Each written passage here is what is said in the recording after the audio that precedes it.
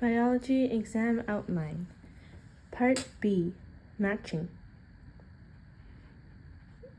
So the X-linked recessive trait. This is a trait that carries on the X chromosome, more common in males since they only have one X chromosome, for example, colorblindness. Endospore. That's a tough and dormant structure formed by some bacteria that surrounds DNA to survive harsh conditions. For example, Clostridium botulinum forming endospores during drought. Homologous.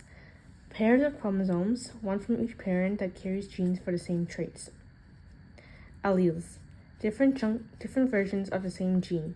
Example, capital B is brown eyes and lowercase b is blue eyes.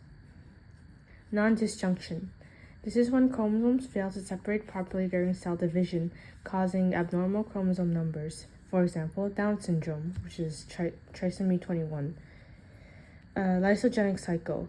The virus is dormant, there's no symptoms, and reproduction of the cell does not immediately occur, but the host cell continues to replicate. These latent viruses may remain inactive for years. Example is HIV remaining in latent T cells. Sister chromatids. This is two identical copies of a chromosome joined at the centromere after DNA replication. For example, is the two halves of an X-shaped chromosome. Antibiotics. These are substances that kill or inhibit the growth of a bacteria. For example, penicillin treating a bacterial infection. Homozygous. These are having two identical alleles for a trait. For example, two uppercase B, which is homozygous dominant, or two lowercase b, which is homozygous recessive. Restriction enzymes. These are enzymes that cut DNA at specific sequences used in genetic engineering. For example, DNA cut at GAATC sites. Phenotype. The observable expression of a genotype. Example is having brown hair or blue eyes. Binary fission. Asexual reproducing in prokaryotes where one cell splits into two identical traits. A Y-linked trait. This is a trait that carries on the Y chromosome, passed only from father to son. Example is Y chromosome infertility genes. Moss, a non-vascular seedless plant that reproduces via spores, part of kingdom Plantae. Sister chromatin. You didn't write anything. RNA viruses. Viruses that use RNA, not DNA, as their genetic material. For example, influenza virus. Heterozygous. Having two different alleles for a trait. For example, uppercase B and lowercase b, so one dominant and one recessive.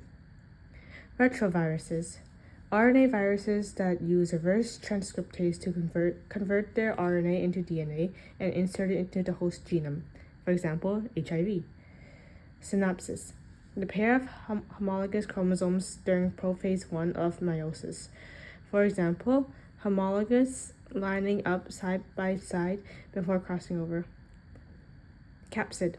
The protein coat surrounding a virus genetic material. For example, bacteriophages have an icosahedral capsid structure. Genotype. The actual genetic makeup, so allele combination of an organism. For example, uppercase B, lowercase b, two uppercase b, or two lowercase b. Conjugation. A form of sexual reproduction where conditions are unfavorable. A process where one bacterial cell connects to a nearby bacterial cell through a pilus and transfers genetic material. For example, E. coli transferring a plasmid with antibiotic resistance to another E. coli. Vaccines. Substances that stimulate the immune system to produce antibodies without causing disease. For example, flu shot containing the weakened influenza antigens. Mitosis. This is cell division producing two genetically identical daughter cells for growth and repair. For example, skin cells dividing to heal a cut. Lytic cycle. This is where the virus is still active. The virus replicates rapidly inside the host cell and bursts the cell open, releasing new viruses. Meiosis. Cell division that produces 4 genetically unique haploid cells used in sexual reproduction. For example, production of sperm and egg cells. Okay, RNA viruses. Artery. A blood vessel that carries blood away from the heart under high pressure and thick walls. For example, aorta carrying blood from the heart to the body. Veins. Blood vessels carry blood back in the heart, thinner walls, and contain valves. For example, vein returning blood from the head to the heart. Okay, part C, diagrams. Pedigrees. So autosomal / sex-linked or dominant / recessive. So a pedigree is a family tree that tracks how a trait is inherited across generations. So squares equals males, circles equals females, shaded equals half affected, and half shaded is a carrier. So autosomal dominant, this is a trait that appears every generation. Affected individuals have at least one dominant allele, and unaffected parents can't have affected children. Autosomal recessive, so trait can skip generations. So 2 unaffected parents can have an affected child, and only like a 25% chance. X-linked recessive, so affects males more often, as carrier mothers pass it to sons. Fathers can't pass X-linked traits to sons. X-linked dominant, so affected fathers pass it to all daughters but no sons. So homologous / analogous structures. Homologous meaning the same underlying structure but a different function, which is a common evidence of common ancestry. So for example, a human arm, a whale flipper, and a bat wing. So they all have a humerus or a radius or an ulna, which is bone. Analogous, this is the same function but a completely different structure. This is a result of convergent evolution. For example, bird wing versus butterfly wing, both for flying but they're built very differently. Karyotype. A karyotype is an organized photo of all chromosomes in the cell, arranged in homologous pairs from largest to smallest.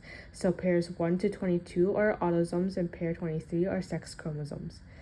So a normal female has 46 and XX, a normal male has 46 and XY.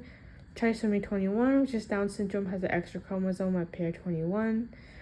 And there can be other missing chromosomes or extras or other structural abnormalities. Okay, stages of meiosis and mitosis. This is where we identify the stage and drawing a given stage. So stages of mitosis, it produces 2 identical diploid daughter cells. So 2N will eventually make 2N. So at interphase, DNA replicates, cell grows. Not technically meiosis, but always included. Prophase, that's where the chromosomes condense, spinal fibers form, and the nuclear envelope breaks down. Metaphase is where the chromosome lines up along the middle. Anaphase is where the sister chromatids are pulled to opposite poles. Telophase, nuclear envelope reforms and the chromosomes decondense. And cytokinesis is when the cytoplasm splits and 2 new cells form. So the stages of meiosis. So these produces 4 genetically unique haploid cells. So 2N will become 4 haploid cells. So in meiosis 1, these separates homologies. So prophase 1 is where a synapsis occurs, crossing over happens, which is genetic recombination. Metaphase 1 is where the homologous pairs line up in the middle. Anaphase 1 is where the homologies are pulled apart, so they're not the sister chromatids. And telophase 1 is where the 2 haploid cells form, so they still have sister chromatids. In meiosis 2, this is where this separates the sister chromatids, just like mitosis. So the order is like prophase 2, metaphase 2, anaphase 2, telophase 2, and it results in 4 unique haploid daughter cells. Okay, types of natural selection: disruptive, stabilizing, and directional. All 3 act on a bell curve of phenotype variation in a population. So stabilizing is where extremes are selected against, so that means the middle is the average, is the most common phenotype is favored. So for example, human birth weight, very large and very small babies have lower survival. Directional. One extreme is favored, so the curve shifts left or right. For example, giraffes with longer necks are surviving better. Disruptive. Both extremes are favored, so the middle is selected against. So the curve splits into two peaks. For example, birds with very large or very small beaks survive and medium beaks don't. Okay, the cardiovascular system, heart. So the right side, it receives deoxygenated blood from the vena cava stored by the right atrium. When there's enough pressure built up in the tricuspid valve, it releases the blood into the right ventricle, and then the valve closes to prevent backflow. When enough pressure builds up in the right ventricle, it releases the blood through the pulmonary valve and closes right after to prevent backflow and pumps the blood into the lungs with the pulmonary arteries. Okay, on the left side, it receives oxygenated blood from the lungs from the pulmonary veins. When it stores the blood in the left atrium, when enough pressure builds in the mitral valve, it opens and releases the blood into the left ventricle. Then the valve closes to prevent backflow. When enough pressure builds up, it releases oxygenated blood through the aortic valve and closes right after to prevent backflow and pumps the blood into the aorta to distribute to the whole body. Respiratory system, lungs. So the air pathway goes from the nostrils or mouth to the pharynx, to the epiglottis, to the larynx, to the trachea, to the bronchi, to the bronchioles, and to the alveoli. So alveoli are tiny air sacs where gas exchange happens, surrounded by capillaries. O2 diffuses into blood and CO2 diffuses out. Diaphragm contracts to inhale and relaxes to exhale, and the lungs are covered by the pleural membrane. Digestive system organs.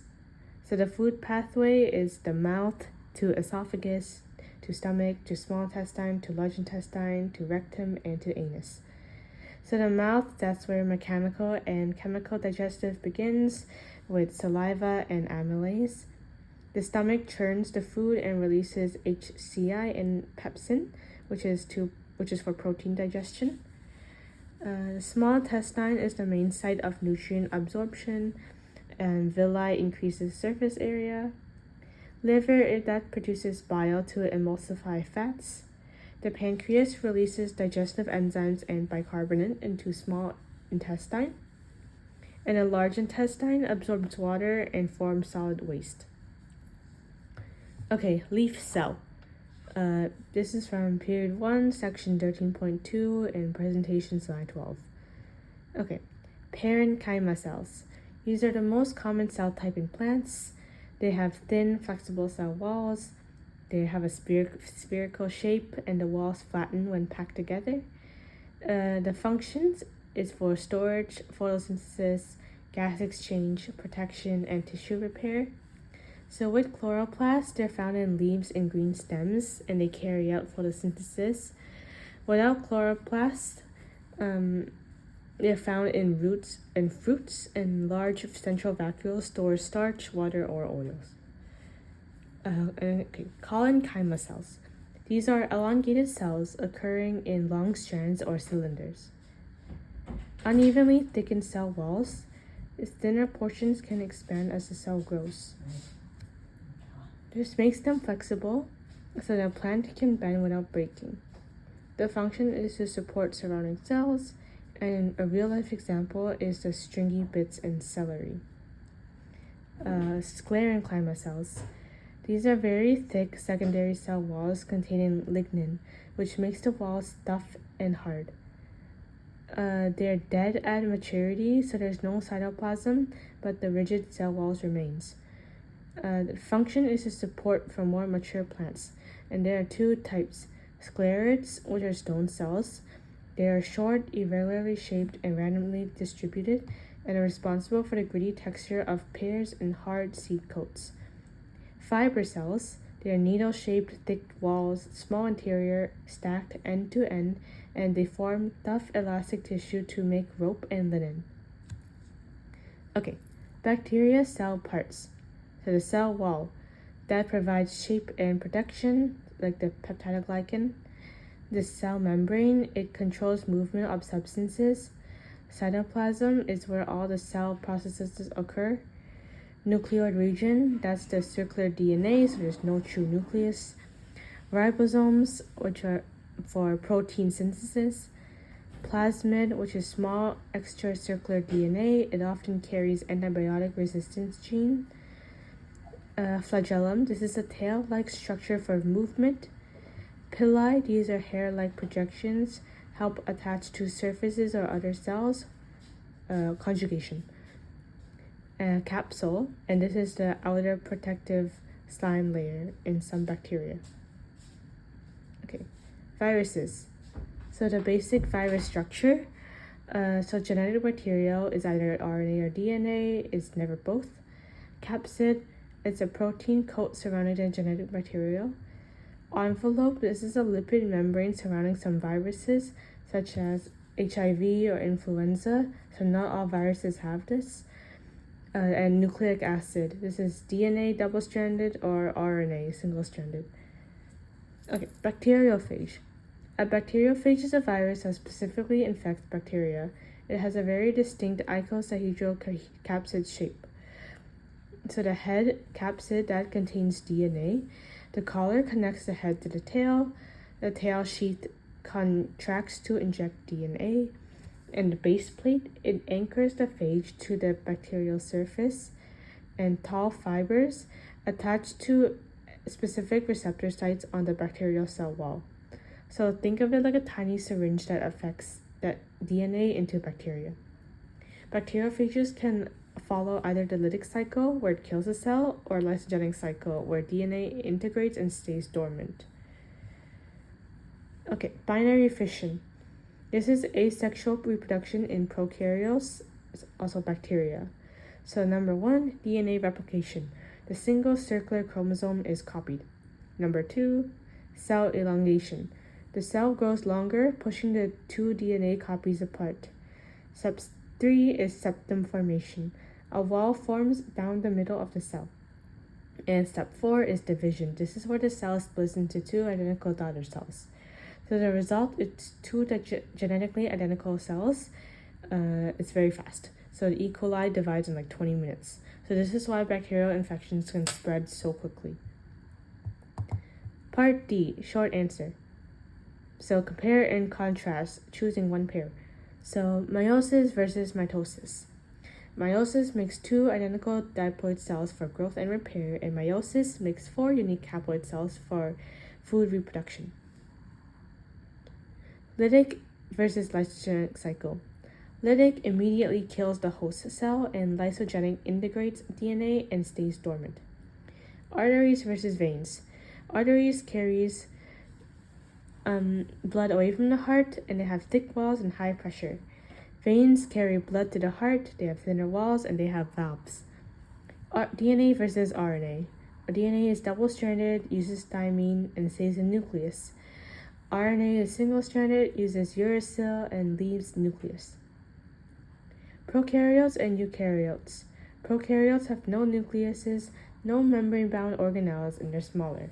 Eukaryotes have nucleus and organelles. So Punnett squares. We're talking about blood types, sex-linked recessive traits, incomplete dominance, codominance, and dihybrid crosses. So blood type have 3 alleles, which is IA, IB, or lowercase I, and IA and IB is dominant over lowercase I. So genotype IA or IA lowercase I, that makes the phenotype blood type A. So genotype IB or IB in lowercase I makes the phenotype blood type B. Genotype IB makes the phenotype blood type AB, and genotype lowercase I makes the phenotype blood type O. Okay, sex-linked recessive. Gene is on the X chromosome using the X uppercase A and X lowercase a notation.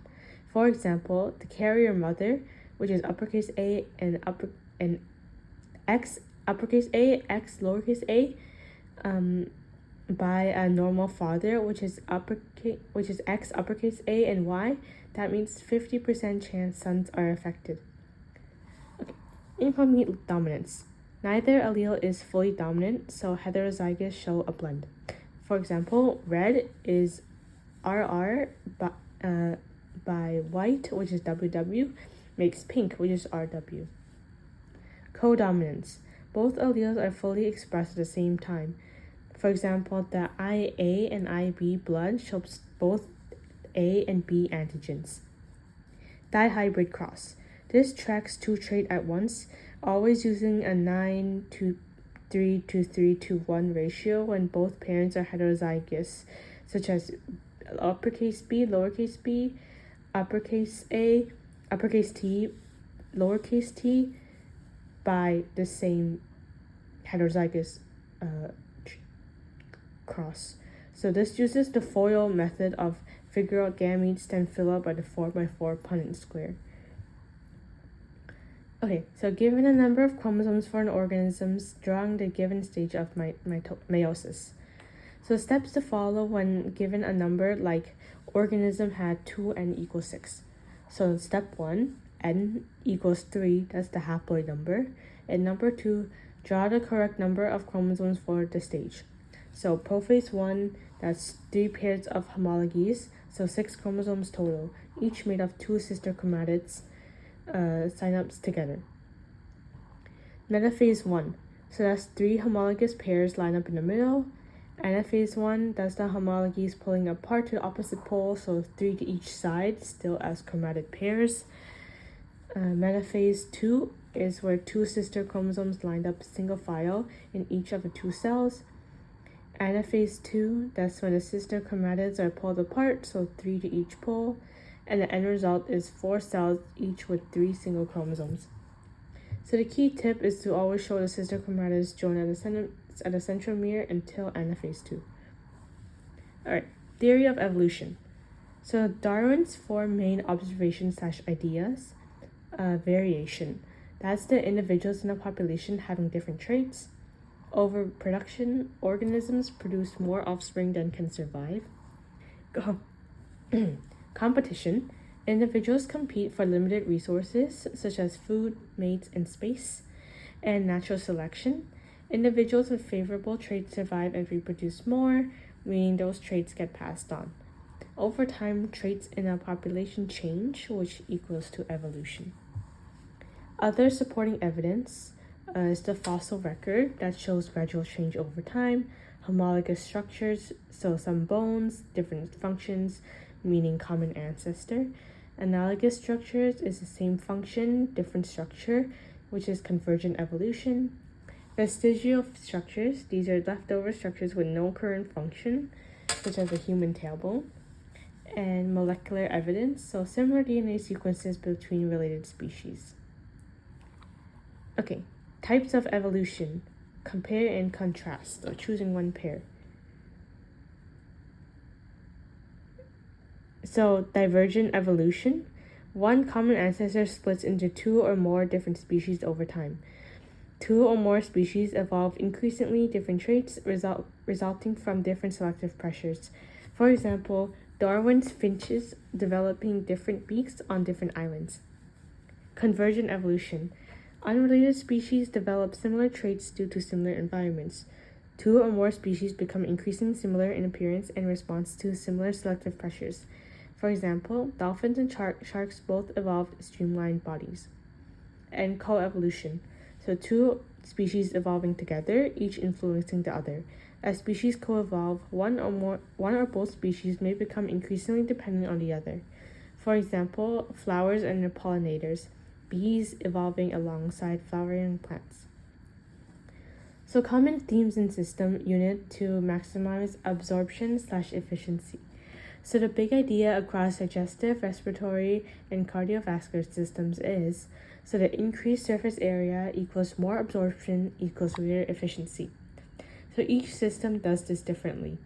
The digestive system, the small intestine has villi and microvilli, which are finger-like projections that dramatically increase surface area for nutrient absorption. The respiratory system, The lungs have millions of alveoli, which are tiny air sacs to maximize surface area for gas exchange. They have thin walls and rich blood supply, which speeds up diffusion. The cardiovascular system, there's capillaries that are extremely thin. They're like 1 cell thick and forms dense networks throughout tissues to maximize exchange of oxygen and nutrients. And in leaf cells, the stomata allows for gas exchange, and chloroplasts are packed into cells to maximize light absorption for photosynthesis. Okay, Unit 1 Focus. Pancreas. Located behind the stomach, it has 2 main roles. The digestive role that releases digestive enzymes into the small intestine. So lipase breaks down fats, proteases break down proteins, and amylase breaks down carbohydrates. And it also releases bicarbonates to neutralize stomach acid when food enters the small intestine. So the small intestine, the main site of nutrient absorption, there are 3 sections: the duodenum, the jejunum, and the ileum. The duodenum receives food from the stomach, plus enzymes from pancreas, plus the bile from the liver. The jejunum and the ileum is where the most absorption happens. So the inner walls are covered in villi, like the finger-like projections, and each villus is covered in microvilli, which is the brush border. This creates massive surface area for absorption. Inside each villus, there are capillaries that absorb nutrients into blood and lacteals that absorb fat into lymph systems. Okay, chemical versus physical digestion. So for physical, what it does, so that breaks food into smaller pieces mechanically. Does it change molecules? No. So what examples are chewing, stomach churning, and the tongue, and where it happens is the mouth and the stomach. As for chemical digestion, what it does is that it breaks down chemical bonds using enzymes, and yes, it does change molecules. Some examples are saliva, like amylase, stomach acid, and pancreatic enzymes. It happens in the mouth, the stomach, and the small intestine. So physical digestion increases surface area so that chemical digestion can work faster. So they work together. Neither alone is enough. Okay, the function of the lungs and the diaphragm. The lungs, the main function is gas exchange. So oxygen from inhaled air diffuses into the blood at the alveoli. Carbon dioxide from the blood diffuses out into the alveoli to be exhaled. So alveoli have thin walls, they're 1 cell thick, and they have short diffusion distance. It is a moist surface so that gases can dissolve easier, and it's a rich capillary network, so blood is constantly flowing through. Diaphragm. So that's a large dome-shaped muscles below the lungs. So when you inhale, the diaphragm contracts and flattens, so the chest cavity expands, air rushes in, which is in low pressure. Exhaling, the diaphragm relaxes and rises, the chest cavity shrinks, and air is pushed out, which is high pressure. So breathing is essentially the diaphragm changing air pressure. Okay, so different blood vessels and their oxygen levels. So the aorta, that carries blood leaving the left ventricle to the body, and it's high oxygen level. The pulmonary artery, this is where blood from the right ventricle goes to the lungs, and it's low oxygen. Pulmonary vein, this is from the blood from the lungs carries to the left atrium. This is high oxygen. Vena cava, so this is from the blood from the body returning to the right atrium. This is low oxygen. So the capillaries in the body, that exchanges oxygen and gas with tissues. So it starts high and it ends low with oxygen. And capillaries in the lungs, they pick up oxygen from the alveoli, and it starts with low oxygen level and it ends in high oxygen level. So the key trick is the pulmonary artery is the one artery that carries deoxygenated blood. Okay, veins versus arteries and their oxygen levels. So, arteries, they carry blood away from the heart. They usually have high oxygen. They have thick walls, which is high pressure. They do not have valves, and yes, they have a pulse. So some examples are aorta and a pulmonary artery. The veins, it is in the heart. It usually has low oxygen levels. The walls are quite thin and they have low pressure. Yes, they have valves to prevent backflow. They do not have a pulse, and some examples are the vena cava and pulmonary veins. Blood pressure. So what is it? And that's the force that exerts on the walls of the blood vessels as it flows through.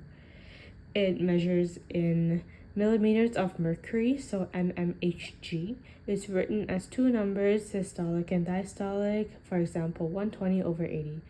So there are two readings. The systolic pressure, this is the top number. So this is the pressure when the heart contracts and pump blood out. This is the higher number, and normal is around 120 millimeters of mercury. And diastolic pressure is the bottom number. This is the pressure when the heart is relaxed and filling with blood. So that's a lower number, and normal is around 80 millimeters of mercury. So normal versus abnormal. Normal is 120/80. However, low, if you have low blood pressure, like hypotension, that's below 90/60. And hypertension is above 140/90. So how pressure changes through the body. So it is the highest in the aorta, just left the heart. And it drops as the blood moves through the arteries, into the arterioles, into the capillaries. It is the lowest in the veins, which is far from the heart. So this is why veins need valves, so there's not enough pressure to backflow on its own. Done.